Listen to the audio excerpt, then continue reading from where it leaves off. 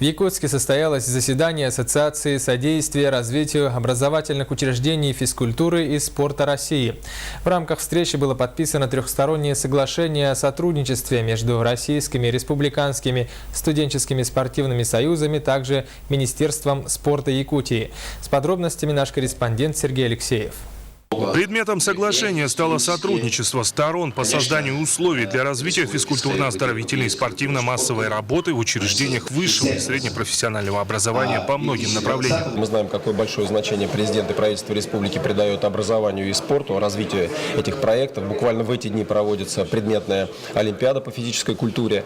И, конечно, надеемся, что совместными усилиями Министерства спорта регионального, Министерства образования и Российского студенческого спортивного союза это направление получит новый импульс.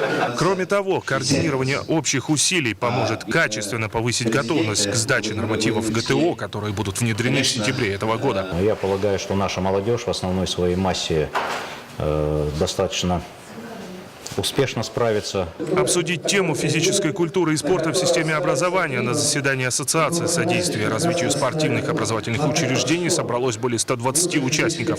Среди них ректоры высших учебных заведений, представители министерств и общественных организаций. В целом республика сегодня готова обсуждать любую тему по вопросам развития спорта и физической культуры, в том числе в области образования.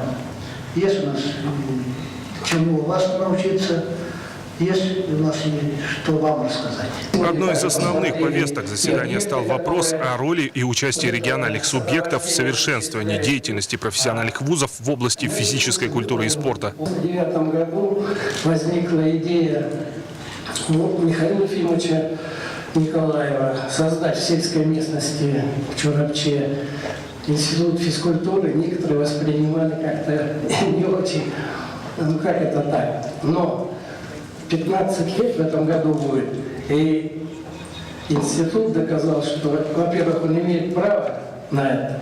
Опыт работы ассоциации показал потенциал развития студенческого спорта и его способность быть фундаментом для развития спортивного движения в целом. Сергей Алексеев, Василий Слепцов, НВК «Саха-Якутск».